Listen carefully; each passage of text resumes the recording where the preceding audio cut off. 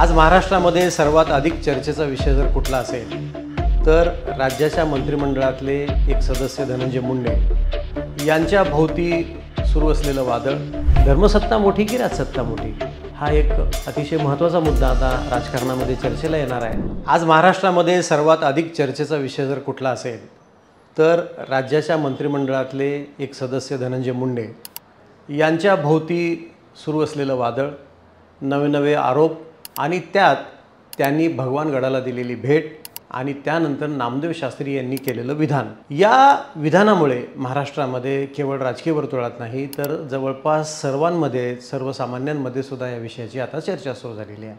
आणि या चर्चेचा रोख आता राजसत्ता की धर्मसत्ता, राजसत्ता श्रेष्ठ की धर्मसत्ता श्रेष्ठ या मुद्द्यापर्यंत येऊन थांबलेला आहे। आपल्या देशाची राज्यघटना असं सांगते की भारत हा एक धर्मनिरपेक्ष देश आहे। आता मुळात काही लोकांचा आक्षेपच असा आहे की धर्मनिरपेक्ष हा शब्द नंतर घुसळण्यात आला।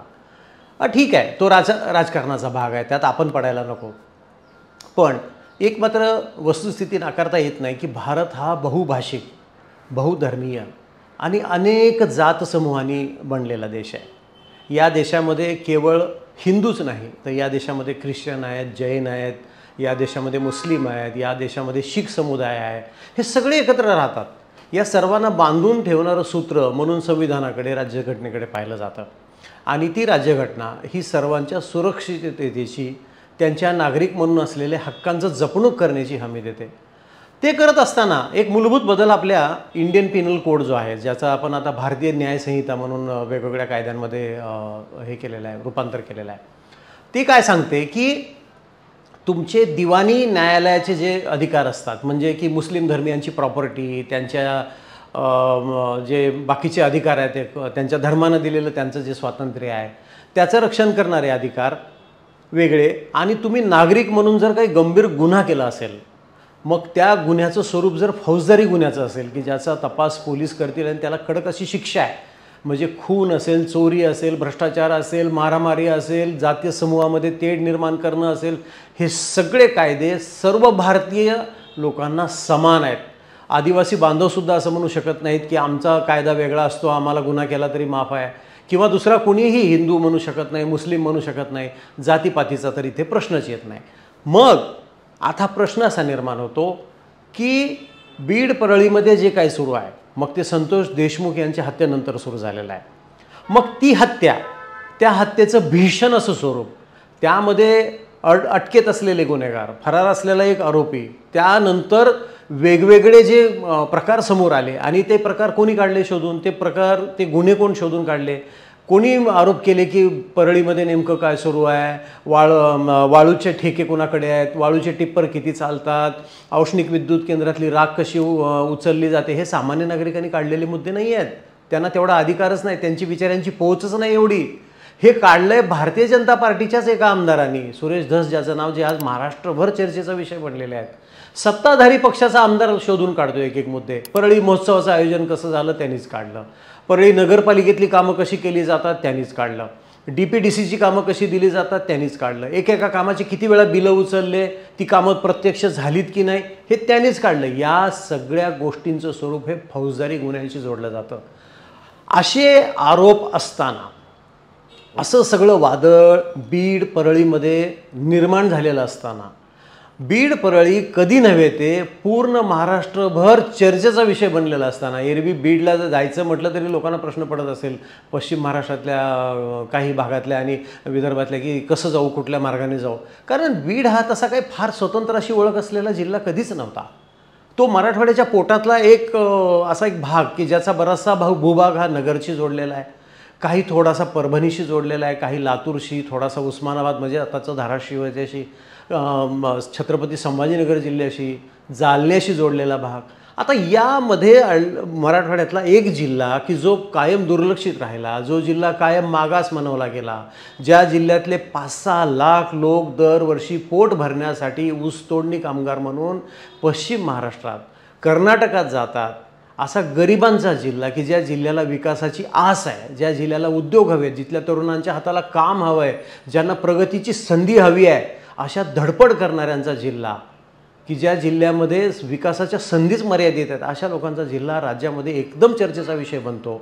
आणि थेट सिंधुदुर्गपासून वर उत्तरेला नंदुरबारपर्यंत आणि इकडे पालघर किंवा मुंबईपासून ते थेट तिकडे गोंदियामध्ये किंवा खाली सिरोंच्यामध्ये गडचिरोलीपर्यंत तो चर्चेचा विषय बनतो की हे बीड हे काय प्रकरण आहे, परळी हे काय प्रकरण आहे. कारण बीड परळीबाबत जे जे मुद्दे उपस्थित झाले हे मुद्दे कुठल्याही सामान्य नागरिकाकडून उपस्थित झालेले नाहीत, हे कुठल्याही त्रयस्थ व्यक्तीकडनं उपस्थित झालेले नाहीत. हे सर्वात आधी मुद्दे कायदा व सुव्यवस्थेच्या प्रश्नावर उपस्थित झाले. त्याच्यात सुरेश धस यांनी भर घातली, त्यानंतर अंजली दमानिया तिथे गेल्या सामाजिक एक कार्यकर्त्या म्हणून.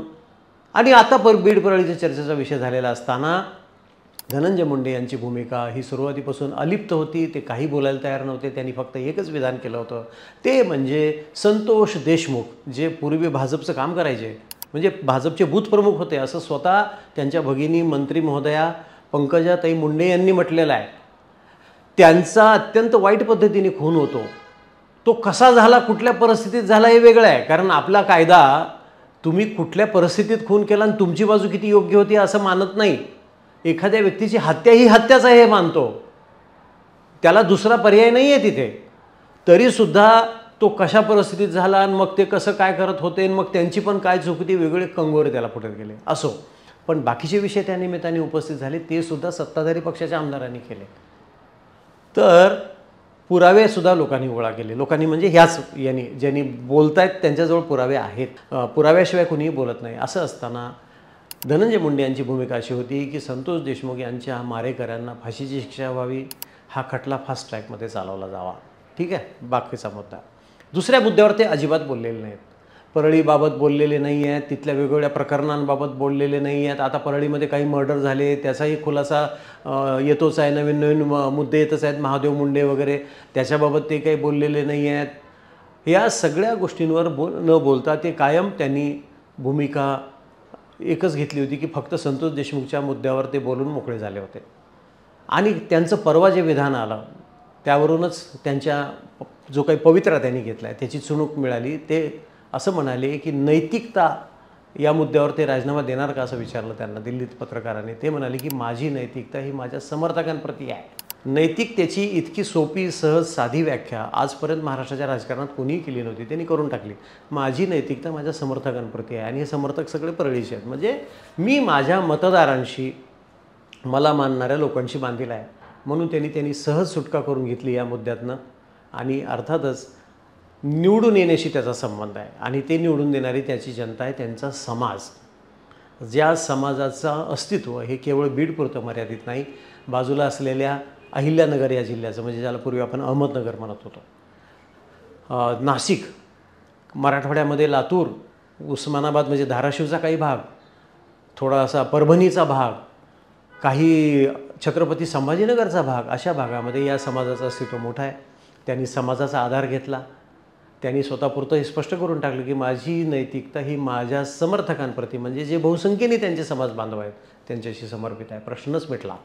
राहिला कोण मुद्दा आता, ते गेले भगवानगडाला. भगवानगडाला जात असताना याची पार्श्वभूमी आपण लक्षात घेतली पाहिजे की काही दिवसांपूर्वी सुरेश धस यांनी एका भाषणामध्ये असं म्हटलं होतं की नारायणगड, भगवानगड किंवा आणखी काही जे गड त्या बीड जिल्ह्यात आता फार राजकारणाचेच केंद्रबिंदू झालेत ते आता, त्याच्याबद्दलचं काही परळीत काही घडतं का, म्हणजे एका अर्थी त्यांनी असं सूचित केलं होतं जणू की गोपीनाथगड परळी मतदारसंघात आहे, आता त्याच्याच पुरतं जे काही घडायचं ते घडतं. म्हणजे गोपीनाथ मुंडे यांना मानणारे त्यांचे समर्थक, जात बांधव आणि इतर लोक यांच्यापुरतंच हे मर्यादित राहिले. तुम्ही काही कार्यक्रम तरी करता का तिकडे परळीला, असं त्यांनी प्रश्न उपस्थित केला होता. ही सुद्धा त्याला पार्श्वभूमी आहे. मग धनंजय मुंडे तिथे गेले, मुक्काम केला. आज नामदेव शास्त्रींनी त्यांना अभय दिलं. म्हणजे थोडक्यात त्यांनी स्वतःपुरता हा मुद्दा आता पूर्णपणे निकाली काढलेला आहे. राज्याचे मुख्यमंत्री देवेंद्र फडणवीसही काल म्हणाले की अजित पवार याबाबत जी काही भूमिका घेतील धनंजय मुंडे याबाबत तीच भूमिका आहे. म्हणजे त्यांनी हे अप्रत्यक्षरित्या सांगितलं की भारतीय जनता पक्ष किंवा मुख्यमंत्री म्हणून किमान भारतीय जनता पार्टीची भूमिका वेगळी आहे, कारण सुरेश धस बोलत आहेत त्यामुळे त्याची इथं सरमिसळ करता येत नाही मुख्यमंत्र्यांच्या भूमिकेशी. मुख्यमंत्री म्हणून त्यांनी स्वतःची भूमिका स्पष्ट करून टाकली की अजित पवार जे म्हणतायत तेच बरोबर आहे. म्हणजे अजित पवारांच्या कोर्टात हा चेंडू आहे, त्यांनी आता निर्णय घ्यायचा आहे योग्य की अयोग्य. धनंजय मुंडे यांनी आपली बाजू क्लिअर करून घेतलेली आहे. समाजाचा पाठिंबा घेऊन ते मोकळे झालेले आहेत आता समाज मोठा म्हणजेच धर्मसत्ता मोठी, कारण नामदेव शास्त्री हे एका गडाचे महंत आहेत. धर्मसत्ता मोठी की राजसत्ता मोठी, हा एक अतिशय महत्त्वाचा मुद्दा आता राजकारणामध्ये चर्चेला येणार आहे.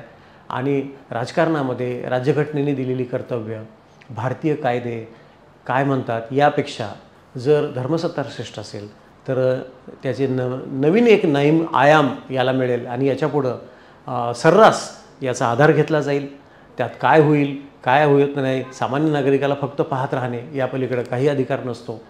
त्यामुळं आता यामुळं नवीन कुठली चर्चा सुरू होईल हे पाहत राहणे हेच सामान्यांच्या हाती आहे. धन्यवाद.